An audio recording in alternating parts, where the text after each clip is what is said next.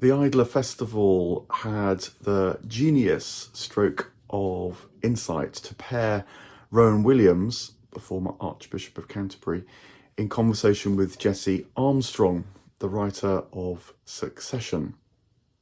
And what was so fascinating was that both writers, poets, men, dramatists were talking about the same thing, which is about human flaws and how to convey them in a way that is at once arresting but also full of wisdom.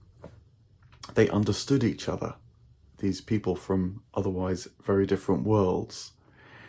And for example, it threw up lots of insights. Rowan Williams remarked that when you have enough money to have anything or control everything, joy goes out of life, because nothing is a gift anymore or a surprise. So you get that glossy, nowhere kind of sheen of the rich person's flat, house, hotel. Rowan Williams also made lots of comments about the so-called 7 deadly sins. His new book, The Passions of the Soul, is about what came before the 7 deadly sins, which were these insights about the human psyche.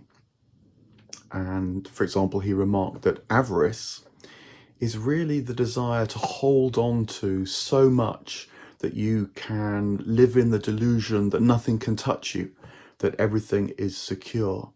But of course, avarice therefore distances you from life in the process.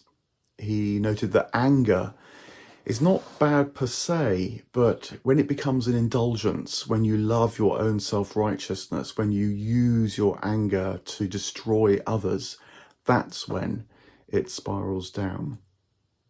He noted that lust, again, is not bad in itself, only when it turns others into objects who then exist only for your own gratification. And so you lose sight of the desire that is within you both for more. Pride is such a fundamental problem, Rowan Williams noted, because it's sustaining the delusion that you're self-sufficient, that you're solipsistically independent. You grow self-satisfied. And that, of course, is very different from having the human dignity that is free to relate to others. A key word in his book is apatheia, which is sometimes translated as tranquility and mistakenly understood, of course, as apathy, because really apatheia is the freedom that enables you to respond fully to others, to the world around you, not from your own distorted impulses, fearful responses, habitual unthinking reactions, but rather with the openness that is a receptivity to the all. And even this word passion is caught up in that, because there's really 2 types of passion. There's the passion that, again, that comes from your own narrow, fearful, anxious experience of life, as opposed to the passion that wants you to step into the whole of life. Kind of passion that loves all, that's open to all, that discerns all, that's energetic rather than agitated or anxious. What God wants for we humans, Rowan Williams stresses, for us to live as humans, and that includes the realities of suffering and death, but to do so in an awareness of a greater whole. But perhaps the most interesting thought from the 2 of them came when someone asked about why hell draws us, why people living in distressed states make such good drama, why the schadenfreude that wants to watch people that have everything materially suffering everything within their own psyches as well. And Rowan Williams remarked that there's a truth in the old expression, boring as hell, boring as hell. And is that really true? Do we really believe that hell is boring? It's a kind of challenge that set me reflecting, not just on the writings of Jesse Armstrong and Rowan Williams, but two great guides of mine, William Blake and Dante Alighieri, because they understood actually that hell is boring. They realised that it's repetitive, that it's narrow, that it's imprisoning.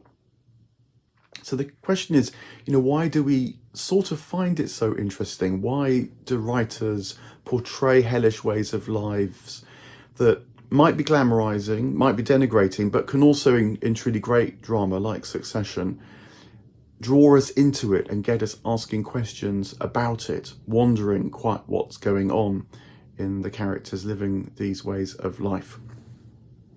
And Dante and Blake, I think, understood this. Incidentally, unlike Milton, who it was said right from as soon as Paradise Lost was published that Satan or Lucifer seemed to be the most interesting character, and that suggests that something's not quite right in Milton's portrayal. There's something going wrong when you half agree with Satan that you prefer to reign in hell than be ruled in heaven.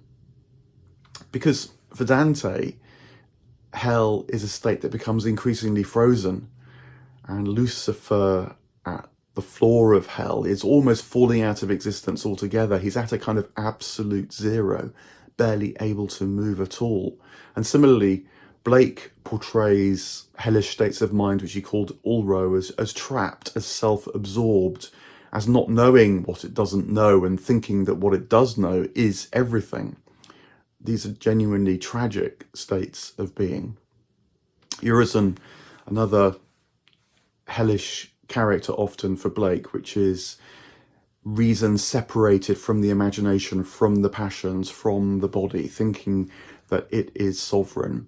Urizen frequently despairs, therefore. He cries, he weeps, he howls regularly in Blake because he has perpetually to watch what he thinks are his omnipotent powers of rationality constantly failing, and so therefore lives in this state of both feeling he has all power and experiencing that power slipping away from him all the time.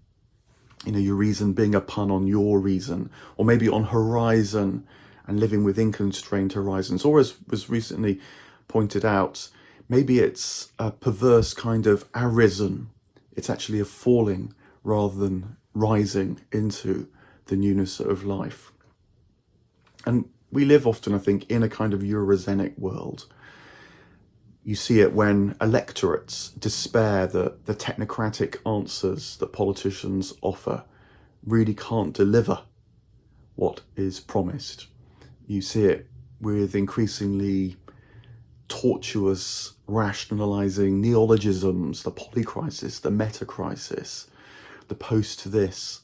These are the despairing footnotes that rationality cut off from imagination, from love, that writes in order to try and keep life going. Similarly, technology that can increasingly powerfully manipulate the world, but at the same time distances us from the world by locking insight in a kind of black box, much like people no longer understand how machine learning actually works when it delivers its brilliant predictions of protein cell folding, say, or produces the marvels of ChatGPT. Quite how that is going on gets lost. And I think this is too symptomatic of a Eurozenic state that feels it can achieve more and more, and yet is increasingly blind to quite what is going on, how that is achieved. You might say that power grows at the cost of wisdom. But the striking thing about these observations is that they can't actually be made from within hellish states of minds themselves. Those who are in hell don't have a perspective on what's going on. They can't even call into question that which is limiting them. They just go into kind of struggles, desperate spirals of seeking to stay powerful and alive. You see this in Dante and Blake. For example, when Dante encounters his teacher Brunetto Latini in a moderately low circle of hell, he realizes that Latini can't shake off a kind of confusion between how he understood the divine glory and what he thinks is his own glory. And so he spirals into a kind of narcissistic self-regard that, without even realizing, assumes that what he can participate in is his own possession.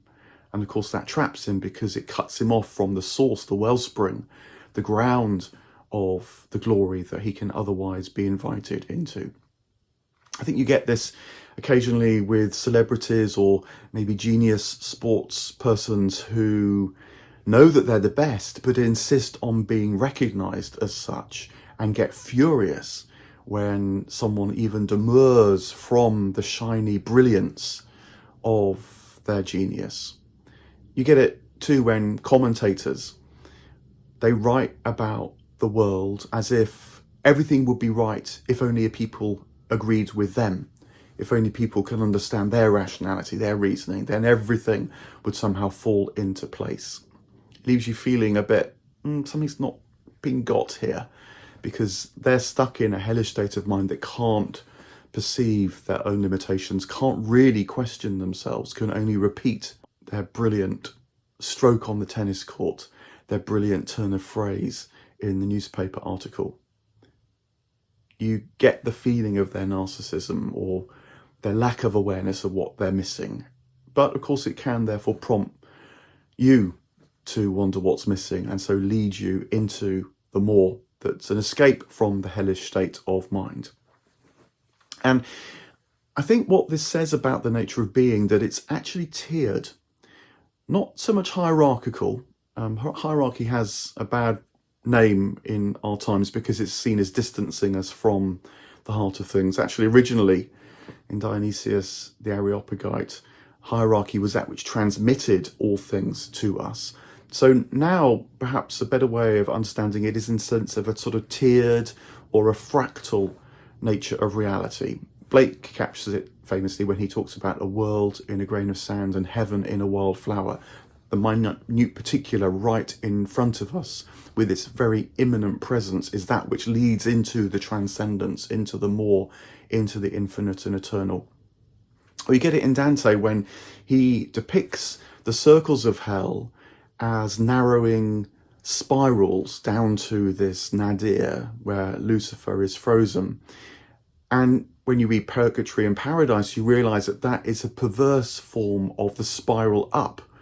Mount Purgatory is that which is an ascent, and then Paradise itself is seen as a kind of inverting, flipping, constantly turning series of amphitheatres that hold all and then open onto all, or as like the white rose that at once is a dense image of glory that when you enter into the petals opens up onto the infinite and the eternal again. A fractal or tiered nature of reality is what's known outside of the hellish state. But that's only really understood from this wider perspective. So for example, the person who's writing about hell needs at least to be in a purgatorial state of mind to make it interesting. They need to understand that whilst their characters are locked in indefinite repeats, there is the possibility of change which keeps the drama developing. You see this in Dante when, in depicting people in hell, they, for example, spot Dante the pilgrim walking by and realise that something is very strange about this, that someone who's still living is in the land of the dead, and yet they can't take it in, so they glimpse and then just fall immediately back into their own preoccupations. Or you see it in Blake, where he describes what he calls the spectrous paranoia of someone trapped in Ulro or in a Eurozenic state of mind. They get locked into their own fears, their own anxieties, their own need for revenge, their own calculations, which are normally about how the world is against them or how things are going so wrong. Despair is the result. Or you see it in Blake when he describes abstraction as not being alert to the dynamism that even in a way drives the logic. You know, the person in Ulro knows that 1 + 1 = 2, but can't feel the draw within that very equation that leads from the 1 + 1 into the 2, a kind of opening, a growth, an expansion, even in an equation. We feel that when we look onto hell from a more purgatorial state of mind. But similarly, a purgatorial state of mind can only really fully be understood from a paradisal perspective.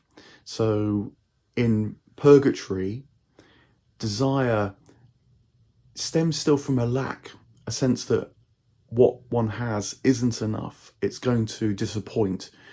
But in paradise, desire is still experienced, but it's now from a fullness. It's that stepping into more that enables you to realize there's always more to know, to delight in, to enjoy. So, for example, in a purgatorial state of mind, a smile, a touch brings consolation. But in paradise, a smile or a touch brings the fullness of participation in the being from which that springs. Or similarly, in Blake, he describes this state of being called Beulah, where beauty is a kind of resting place. It soothes, it calms the soul. Whereas in eternity, beauty is alive, it's a dance, it's being drawn into more. So it has a dynamism in the paradisal state that in the purgatorial state isn't fully known. And you can think about these differences, I think, across, say, the three domains of being, hell, purgatory, and paradise, in all sorts of different ways. I mean, if you think of movement, in hell, in Ulro, there's no movement. Things increasingly become frozen and static.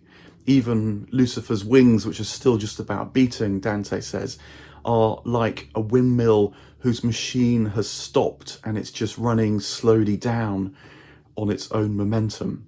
Its movement is not generative, it rather just draws. But when you come to purgatory, movement is very different. It flows, it turns, it regenerates. It's Edenic rather than hellish. And that's because movement is known to be in the present moment and drawing on a dynamism that's beyond perception, but coming constantly into the movement of the now. Suffering too goes on, but this is a sort of suffering that's not a static, repetitive, unchanging kind of experience, but rather is one that is tempered with hope and so spirals slowly up even as difficulty continues. And then when you get into paradise, movement is seen to be the nature of being itself. It's a fiery movement in the Imperium in Dante. I love the analogy of Nicholas of Cusa, who also understood these things correctly, when he noted that if you think of a spinning top, the faster it spins, the more stable it becomes. And that is a truth that I think actually often gets lost in accounts of mystical states of being now, where stillness and calmness and a kind of tranquility is emphasized. Whereas I think that's really just a stepping stone to being able to move into the true nature of paradisal movement, which is dynamic. Blake was very, very good at this. The movement of the sunrise, that the song of the dawn chorus, that the awakening of the flower, that is a paradisal movement, reaching and sharing and transmitting more and more. You see it too when you think about the nature of words and silence. So in a hellish state, silence is a kind of loss. It's an emptying. It really is a void or a nihilistic experience. And even words are typically used in forms of betrayal, say, or attack or revenge. They try to destroy. You see this in Dante, where the words of his poetry become a kind of grim literalism, not an opening expansiveness. However, in purgatory, words change and they become a kind of confessional truth-telling. They're an admittance that admits more. The stumbling and the silence too, waiting for a moment of grace. But words can be used to bring a sense of hope as well as a description of what is difficult and tricky. And I think drama, when it's really good, like in Succession, is actually written from the perspective of purgatory. There's always a sense of love, even of the most dire character. There's always a sense of the possibility of redemption, even in the most difficult predicament. And then, of course, words change meaning again in a paradisal state of mind, where wordlessness actually becomes an experience of fullness, that words are seen to have an edge, that they point and participate, but also let go in order that the more might be experienced. It's what the word can't contain that is being shared and transmitted as metaphors break down, as new illusions or horizons must give way to the replete. And silence comes because that is the best way to share, now unhindered by words. So when words move from trapping to finding to being let go of in the paradisal state of mind. Love too can be seen to change across these different tiers of being. Love in hell has become completely perverted, so that it's just self-love, the desire to hold on to, or the desire to destroy when someone else has something that can't be had. Dante says that Lucifer's great mistake was seen in the twitch of his eyebrow, which betrayed that he wanted to have what God was giving rather than transmit what God was giving in his dance in heaven as a seraph.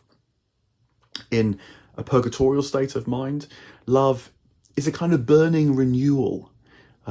It's passionate in the sense of both reforming the individual and driving the individual. So when Dante finally encounters Beatrice, for example, she flames him with his misunderstanding of his love for her, and it's deeply painful for Dante. But nonetheless, her passion for him burns away that which otherwise limits him, and so he's able to enter paradise and rise. And then in paradise, love is that which was seen to be unitive all along. Dante has a wonderful metaphor when he talks about how in paradise the many things of the world are seen to be one, much like the many leaves of a book are seen to be bound together, with the spine being love itself. Relationship similarly moves and changes across these different domains. In hell, there's really no relating, there's no mercy, there's really only tortuous relationships where people antagonize each other. In purgatory, though, everything in a way is relating, a sort of sense of growing recognition, a growing sense of mutual care. Whereas in paradise, in a funny sort of way, there's no relating anymore because everything is all in all. Dante describes brilliantly how the difference between I and we dissolves in paradise. It's not that there's no more I, there's no more we, but the difference between them dissolves. And so one can say I and we simultaneously, completely coincidentally. Everything is fractal, everything's an involution, everything is circulating, interpenetrating would be the word that's often used to describe the life of the Trinity in the Christian tradition. Time would be another thing that is different in these different states. Time is boring in hell because there's no present. It's the past on indefinite repeat. It's the future being perpetually feared, and so it's trapping. Nothing new happens because there's no present moment. Whereas in purgatory, the present returns and it reframes the past. It allows for a different anticipation of the future. And then in paradise, time is everything. It's both chronological and chirological. It's both temporal and eternal. The past, the present, and the future coexist. And Dante discovers, for example, that he can travel across time, but also know all of time in the same moment. Memory and forgetting, therefore, are different in these different states of mind.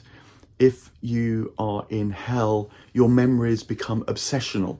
They become addictive. They become tortuous. You're caught in what you can't forget. Trauma is defined like this now. Whereas in purgatory, there is a grace that enables a kind of forgetting in order that a re-remembering can then take place. This is the ability to remember things, but within a sense of spaciousness, so that what happened before can be re-understood and so re-remembered. It's a lot of the task of therapy, in fact. It's not forgotten, but it is reframed. That is what memory can do in purgatory. And then in paradise, in a way, well, actually, Dante is quite explicit about this. There's no remembering, there's no memory, which is why Dante finds it very hard to write about paradise when he returns to the purgatorial state of the dramatist in our usual experience of life. And the reason why there's no memory is because everything is constantly being given. Everything is inspiration. As Blake would put it, the daughters of memory, as he says, have become the daughters of inspiration. And so everything is continually being received, refreshed, renewed, expanded into these deeper tiers of immanent being.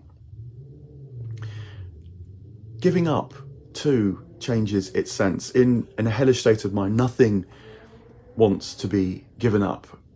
The hellish state of mind is a kind of hoarding, avaricious experience that feels everything must be held onto.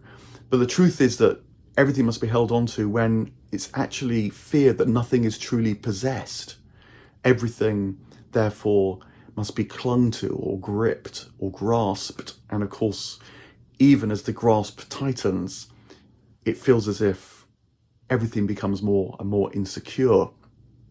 But in purgatory, there's an exchange of giving and receiving. There's the sense of being open and an awareness of needing more, but then also of passing that on almost immediately. And so in purgatory, Dante shows how people continually, increasingly start to help one another. In paradise, that changes again, because now in paradise, nothing is possessed, because everything can be owned, can be participated in, can be enjoyed. It flips again.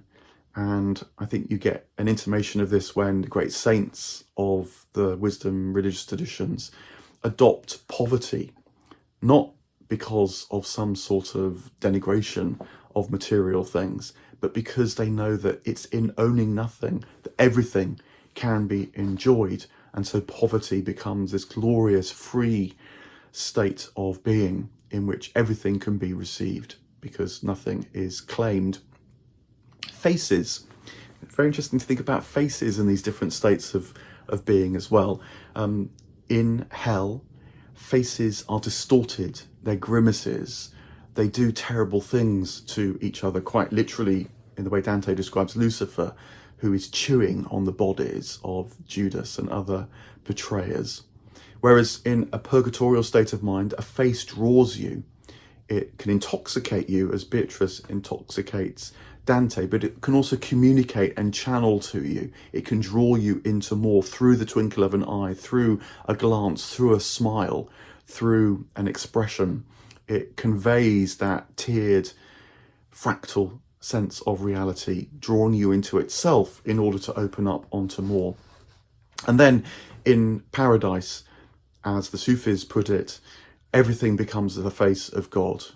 All are known to be sharing in the divine being, which is why Blake, for example, can watch the sunrise and not just see a golden disc about the size of a guinea rising, but see the heavenly host in the face of the sun crying, "Holy, holy, holy." Wonder. Wonder's a really important thing to think about, because a sense of fascination is part of what makes for good drama, good writing. And I think that in a hellish state of being, wonder is a kind of grim, living hell, a kind of seeing only by your own lights and therefore never seeing anything more. I think the great image of this in Dante is the figure of Bertrand de Born, who he meets in a fairly low state of hell, who has been decapitated and is holding his head by the hair, and the head swings like a lantern because it's become the only light by which Bertrand de Born can see. He's caught in a fundamentalist, literal state of being that thinks he owns the light, the truth, but actually doesn't even begin to see that that is losing complete sight of everything. And so wonder for him has actually been lost, even though he thinks he understands everything. It's grim. In purgatory, wonder changes again. You often see this in Dante, actually, in rituals and the events that happen on Mount Purgatory. They wander because they open up onto more. Angels appear, for example, or mountains shake and hallelujahs are sung, or Dante realizes that trees actually draw their life from above, not from within the earth. And so earth and heaven therefore meet together in the life of the tree. Wonder opens up and leads to horizons. Whereas in paradise, that changes again. Now wonder becomes the experience of vitality itself. You know, it's the single moment that is known to contain all moments. It's the smile, it's the music, it's the light that aren't just signs or even symbols, but actually are sharings in all that is.